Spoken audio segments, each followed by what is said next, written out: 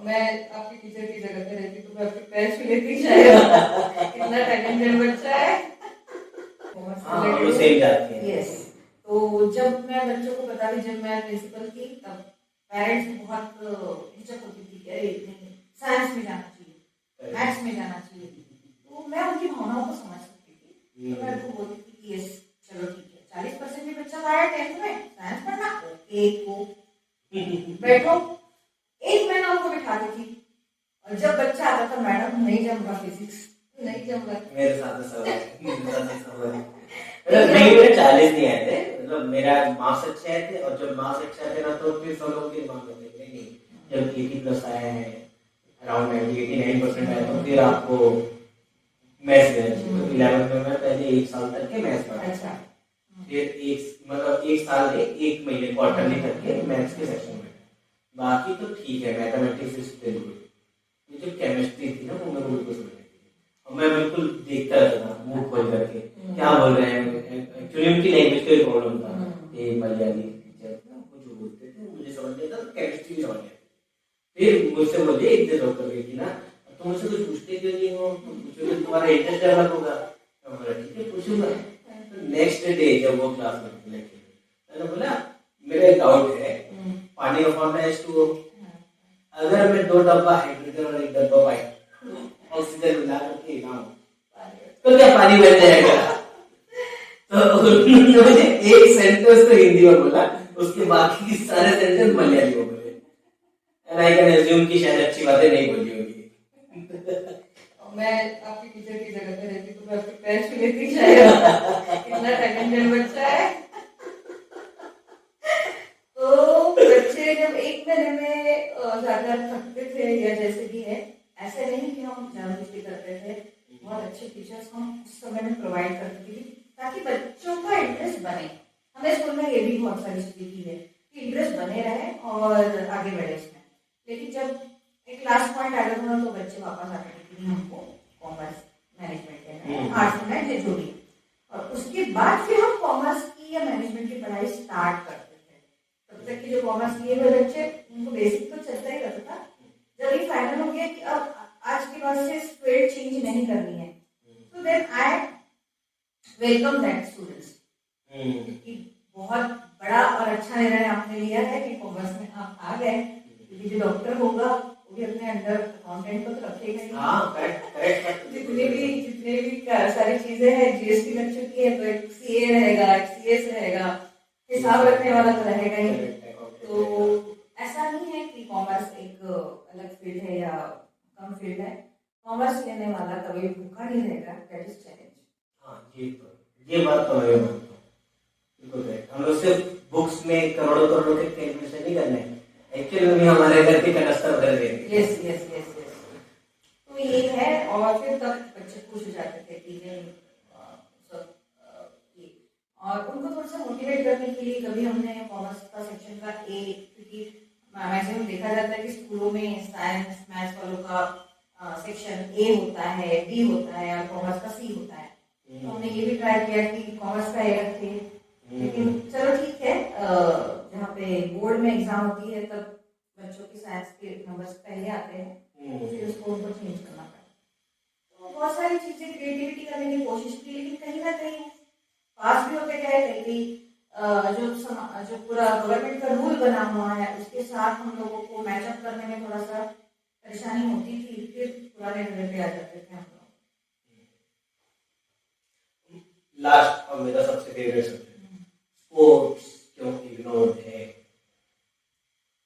Sports ignored क्योंकि academics का कितना प्रेशर दे दिया है ना हमको।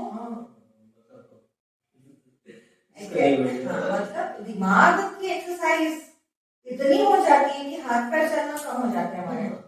पर मुझे ऐसा लगता है कि ना हाथ पैर चलते रहे तो फिर दिमाग भी चलता है। नहीं, ये तो है कि एक्सरसाइज या स्पोर्ट्स बहुत एक जिसको बोलते हैं कि जिसके सिवा हम सांस नहीं ले पाते, शरीर के साथ खेलना। फिटनेस को लेकर के बच्चे लोगों के अंदर इसकी भी आदत नहीं है, क्योंकि स्कूल टाइम से जिन चीजों की आदत पड़ गई है वो चीजों की पड़ गई, क्योंकि healthy mind resides in healthy body, है ना।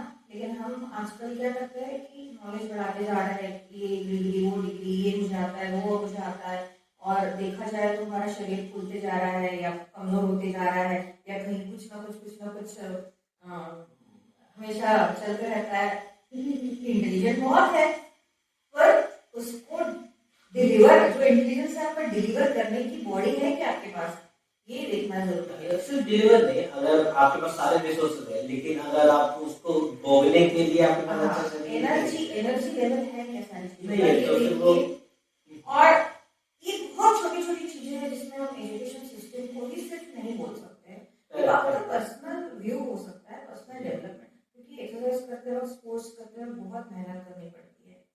बहुत मेहनत जब आदमी करता है, स्वेटिंग होती है, तब एनर्जी आती है आपको पढ़ाई करने के लिए।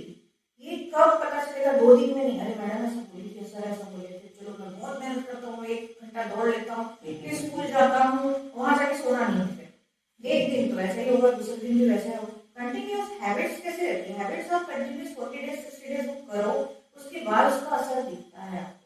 तो कंटिन्यूस करके देखो, फिर मैडम या सर क्या बोलते हैं उसके बारे में, पहले इस्तेमाल करें फिर विश्वास Yes, करें। फिर आपको आंसर अपने आप मिल जाएंगे कि मैं कैसे सुंदर भी दिख रहा हूँ, या मैं हैंडसम दिख रहा हूँ, स्मार्ट दिख रहा हूँ, प्लस मेरा मेंटल स्ट्रेंथ बढ़ते जा रही है, क्योंकि जब शरीर में ऊर्जा आएगी तो ऊर्जा माइंड भी तो लेगा अपने यूज के लिए, तो पढ़ाई भी ठीक से होगी। आजमाइए, फिर बताइए। फिजिकल स्ट्रेंथ के बारे में बात हो रही है, तो एक क्वेश्चन पेरेंट का ले लेते हैं। उनका कहना है कि बच्चे आजकल कुछ ज्यादा ही नाजुक हो रहे हैं। ऐसा मेरा भी थोड़ा सा मानना है। हमारे टाइम पे सिर्फ फिजिकली नहीं, अब मुझे लगता है इमोशनली भी बच्चे लोग कुछ ज्यादा ही पैम्पर्ड हैं। तो हमारे टाइम पे तो हम लोग को टीचर्स डांटते पीटते, इवन स्ट्रीट में हम लोगों को पेरेंट्स डांट देते थे, बच्चे वो टीचर्स भी डांट जाते थे। कोई मोहल्ले का बुजुर्ग भी हो ना तो वो पूरे मोहल्ले का हमने बेइज्जती कर लेता था, खान पकड़ करके, बट हम लोगों को नहीं इंसल्ट की होती थी। तो हम लोग बेशर्म थे या आपके बच्चे ज्यादा इज्जतदार थे, या ऐसा क्या है? हमको ना बेशर्म का डेफिनेशन नहीं पता था। हाँ, शर्म तो आनी चाहिए, शायद अगर हमको पता चलता तो हम तभी भी शर्मा जाते हैं।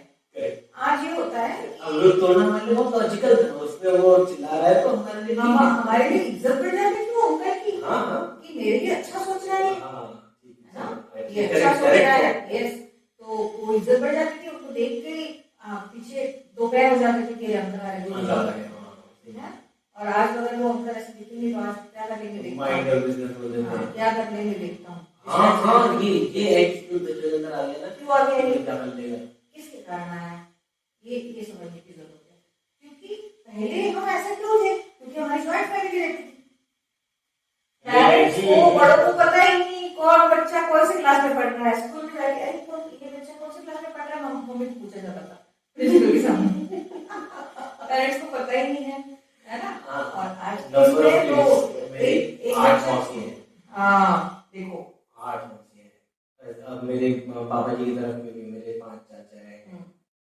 मतलब ये मैं ये कह रही थी कि फैमिली बढ़ाओ आप अपनी, ये वाली चीज नहीं है, लेकिन ये सच्चाई है तब कि इतने सारे लोग होते थे कि कितनों का आप द्वेष करोगे, बुरा मानोगे, खाना खाने को आपके उसी घर में आना है, ये माइंड सोचता था। क्यों गुस्सा करना है, जान दो, उन्हीं के साथ तो बैठ के खाना खाना है ना। फिर तो ये हम बेशरम जो बोलते हैं ना, तो इसलिए होते थे कि फिर जाके पता नहीं पेरेंट्स के लिए भी बच्चे लोग मन करते हैं कि पापा ने वो कैसे बोल दिया, डांट क्यों दी, तो जबकि हमको नहीं लगता। सोशल मीडिया के कारण, क्योंकि जो वेस्टर्नाइजेशन की संस्कृति हम देख रहे हैं ना, वहाँ वैसा होना चाह रहे हैं। तो वहाँ पे कैसे वैसा हो सकते हैं? वहाँ के बच्चे 15 साल की उम्र में सेल्फ सफिशिएंट हो जाते हैं, खुद कमाने लग जाते हैं। तो हमारे होते हैं क्या? हाँ, हमारे नहीं होते। क्यों नहीं होते? हम नहीं होने देते ना, छोटा है, लेकिन आप मुझे बताओ, हम सेल्फ सफिशिएंट बच्चों को ये बड़ा अच्छा लगता है कि 15 साल में हमारे पेरेंट्स हमको हकाल कर पैसा कमाने नहीं बोल रहे हैं, ये अच्छा लग रहा है, लेकिन ये अच्छा लग रहा है, लेकिन ये वो नहीं देखते कि वहां पे जो है उनको पेरेंट्स पैसा नहीं देते। अब यू अर्न एंड लर्न, तो हमारे यहाँ के बच्चों ने ये भी देखना चाहिए कि या अगर तुमको फ्रीडम चाहिए, वो देखते हैं कि बच्चों को देखो कितना फ्रीडम, 15 साल के बच्चे भी अपने खुद के पैर पे खड़े हैं, फ्रीडम है, पेरेंट्स डांटते नहीं है, कुछ नहीं है। भी ऐसा चाहिए, यस ऑफ कोर्स, चलो ठीक है, तो वो फ्रीडम दे दिया, पैसा कमाना चालू कर दिया। निर्भर नहीं रहना है पेरेंट्स के ऊपर, पेरेंट्स का बर्डन नहीं चाहिए, पेरेंट्स का डांटना नहीं चाहिए, टीचर्स का डांटना नहीं चाहिए, सब मिलेगा, लेकिन फीस और अपना खर्चा भी खुद निकालो। आधा अधूरा वहां से लोग फ्रीडम, फ्रीडम अच्छा दिख रहा है वो चाहिए आपको, लेकिन घर से बाहर जाके नौकरी नहीं करना है उस समय। तो लोग तो पूरा लोग, इसी से हमारा समाज ना थोड़ा सा कंफ्यूजन है, आधा अधूरा, जो अच्छा लगता है वहां से लेते, जो बुरा लगता है छोड़ देते। अपनी ही आइडेंटिटी को लेके पूरा या तो सनातन धर्म या हिंदुस्तानी लोग, या पूरा वेस्टर्नाइज, पूरा लेगा, पूरा उनका कल्चर, तभी वो भी बैलेंस बनेगा। हम आधे अधूरे में कहीं फंसे हुए हैं ना, इसलिए जो आप बोल रहे हो ना कि कहीं इज्जत नहीं कम, मतलब कम हो रही पेरेंट्स की, कुछ ये हो रहा है, बच्चे ना कंफ्यूज है ना, बच्चों आप कंफ्यूज होना, क्या करना चाहिए, क्या करना नहीं चाहिए, एक्सेप्ट कहाँ करेंगे बच्चे, एक्सेप्ट करो इसको, आप सॉल्यूशंस पूछो, क्योंकि आपको बहुत आगे बढ़ना है। अभी इस कंफ्यूजन में उलझे रहोगे ना तो बहुत मुश्किल है आगे बढ़कर बहुत अच्छा एक डेजिग्नेशन पाना, क्योंकि यही उम्र है आपकी, आपको एकदम माइंड क्लियर करके, थॉट क्लियर करके आगे बढ़ना ही पड़ना है कि नहीं, अभी चालू करो ये सोचना, और ये चालू करोगे उसके बाद आपको समझ में आएगा कि मैंने ये क्या कर दिया, ठीक है। अगर आपको गिल्ट आ रहा है कि ऐसा मैंने नहीं करना चाहिए था, छोड़ दो, चला गया, फ्यूचर में ना करो ना, फ्यूचर में कभी 1 साल बाद फिर ना सोचो कि मैंने क्या कर दिया, आज समझ गया है, आज ही आगे बढ़ो। हाँ, लेकिन बच्चे लोग फिर भी बहुत जल्दी आजकल गुस्सा आ जाता है, बहुत जल्दी दुखी रहते हैं, बहुत जल्दी डिप्रेशन आते हैं। इनफैक्ट एकदम अभी आपने सुना होगा तो ईशा शर्मा है, यंग एज की लड़की, 20 इयर्स ओनली, सुसाइड कर ली। ऑलमोस्ट हर साल इतने स्टूडेंट सुसाइड कर रहे हैं। हमारे टाइम पे भी एजुकेशन का प्रेशर तो था ही, इनफैक्ट हमारे टाइम पे तो बेरोजगारी ज्यादा थी, तो वेस्टर्नाइजेशन नहीं हुआ था, ग्लोबलाइजेशन बहुत कम था, तो वेस्टर्न वर्ल्ड की कंपनीज इंडिया में आके तो जॉब देती ही नहीं, बहुत रेयरेस्ट केस था जॉब, और सरकारी नौकरी में भी बहुत अच्छा स्कोप नहीं था, ग्रोथ नहीं था, फिर भी लोग इतने दुखी नहीं होते थे, डिप्रेस नहीं होते थे कि दुनिया मतलब अपनी लाइफ खत्म कर ले, इससे ज्यादा क्या ही करना हो सकता है, क्योंकि वह स्ट्रेंथ ज्यादा थी हमारे पास, सहन शक्ति ज्यादा थी। आज के बच्चों में सहन शक्ति बिल्कुल भी नहीं है, हर एक चीज में इजी वे ढूंढते हैं, easiest way, easy pleasure, easiest way, और वो जो लाइफ खत्म करने वाला जो है वो इजी है ना, ओवर इतना दुख को ढूंढेगा, एक इसमें मैं अपनी लाइफ खत्म करता हूँ, लेकिन उनको ये नहीं समझ में आता है कि आपकी सिर्फ लाइफ खत्म होती है, लेकिन दुख तो आपके पूरे घर वालों को या वो समाज को या वो देश को भुगतने पड़ते हैं, और आपको ये नहीं समझ में आता है कि इस दुखों में से आगे बढ़कर बहुत लोग अच्छी जिंदगी जी रहे हैं। आज जो आप स्ट्रेस में हो ना, ऐसा स्ट्रेस बहुत हमें झेल चुके हैं और उसमें से सॉल्यूशंस निकाल के आगे बढ़ चुके हैं, तो why don't you go for solutions, पूछते क्यों नहीं हो किसी से सॉल्यूशंस, बात क्यों नहीं करते हो, सब सुलझता है इस दुनिया में, हर एक चीज का, हर एक क्वेश्चन का आंसर है, तुम्हारे भी क्वेश्चंस के आंसर होंगे।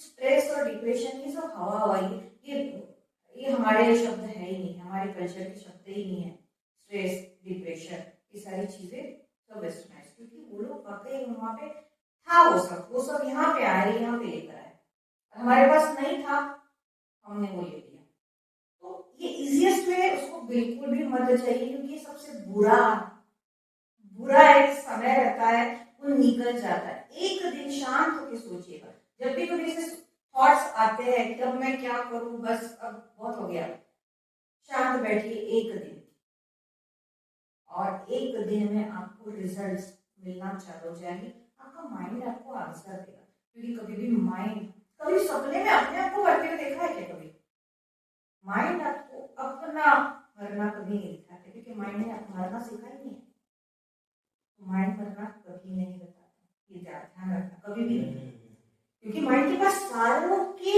जवाब है, पूछो तो इंट्यूशंस आती है कि ऐसा हो गया, चलो छोड़ो अब ऐसा कर लेते हैं, बहुत अच्छा हो, पूछो तो सबके आंसर्स है, और सारों के भविष्य अच्छे, क्योंकि इंडिया तो भारत देख रहे हो कितना प्रगतिशील होते जा रहा है, कुछ भी होता है बाहर के देश इंडिया की तरफ नजर लगा के बैठे कि क्या कर रहा है उस समाज में हम रह रहे हैं, उस देश में हम रह रहे हैं, क्या आपका भविष्य आपको बेहतर या स्वर्णिम दिखाई नहीं देता है? कुछ करो जहाँ पे आपका भी एक उपयोग या कंट्रीब्यूशन हो जाए इस भारत देश को आगे बढ़ाने में, तो कितने बेहतर होगा।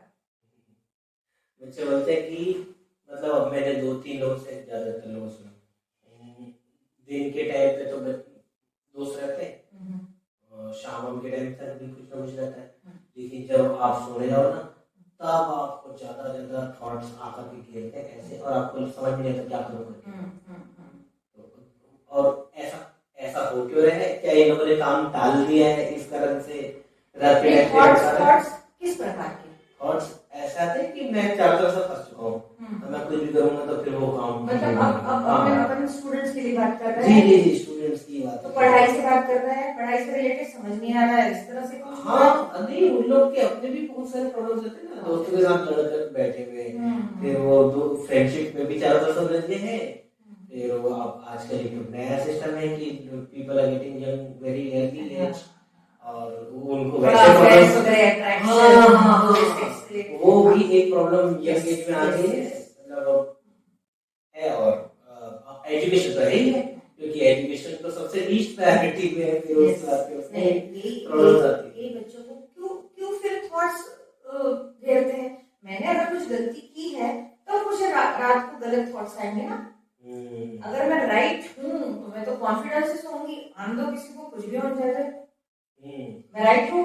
गीता की ये चीज है, मैंने पढ़ा तो उन्होंने बोलते हैं कि सबसे बड़े अपराधों में से एक अपराध है वीकनेस। अगर आप वीक हो तो फिर आप वीक किस लिए होते हो? जब सोचते हो कि कहीं गलती कर बैठे हो।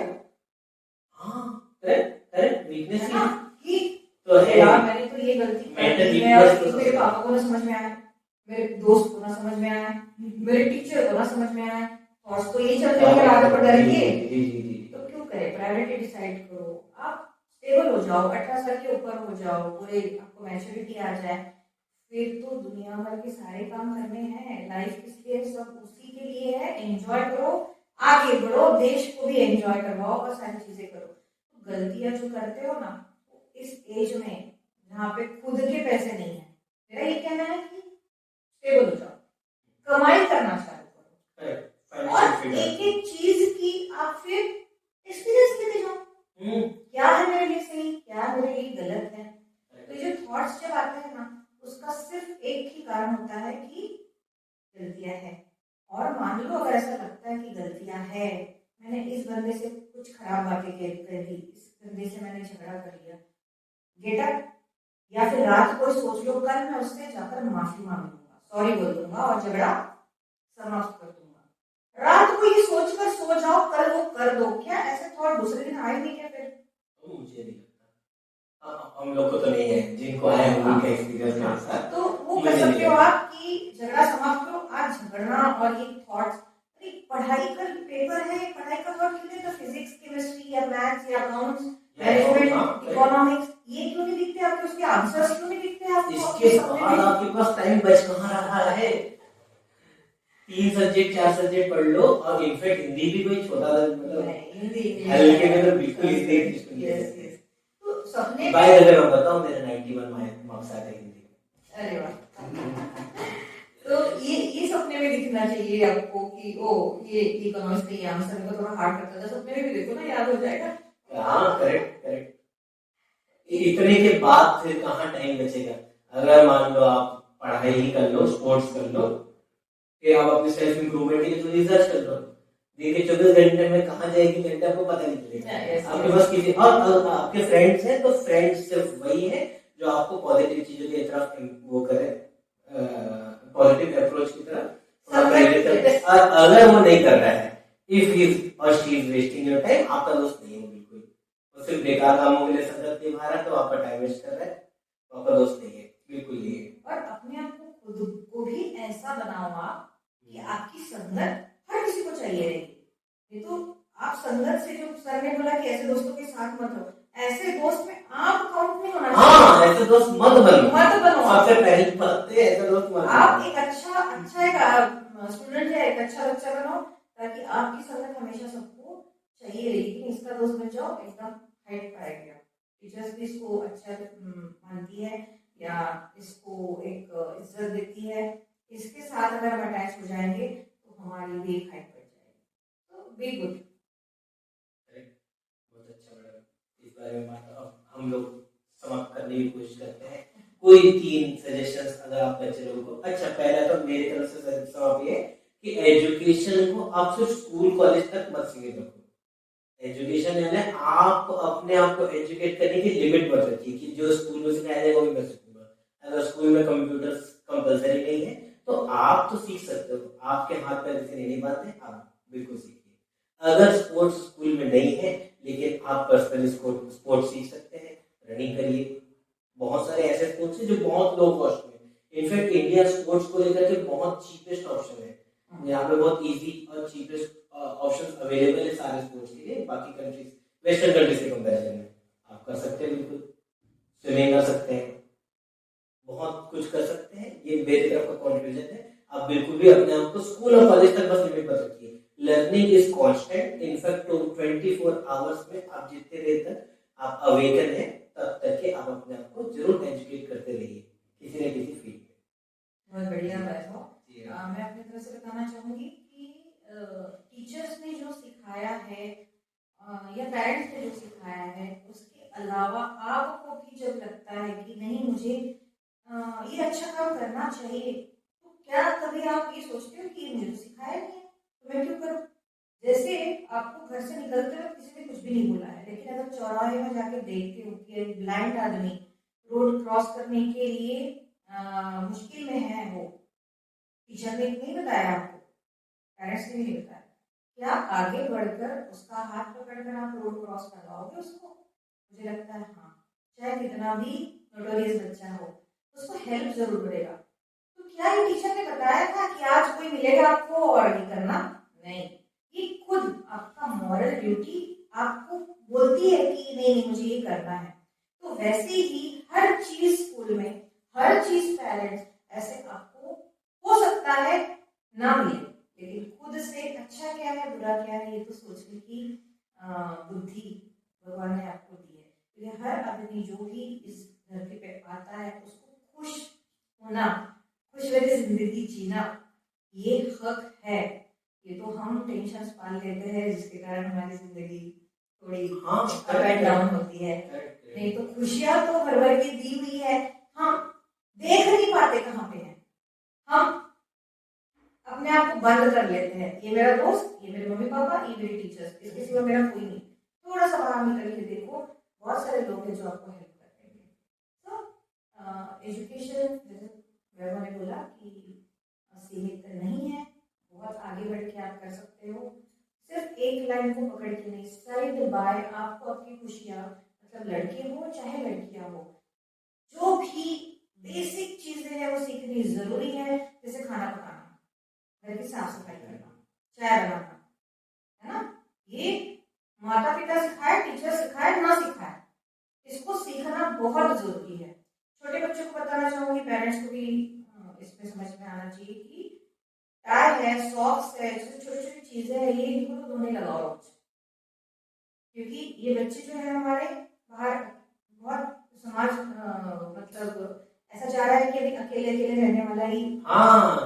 तो ये सारी चीजें हमको करनी, कितना आप नौकरों के ऊपर डिपेंड होंगे।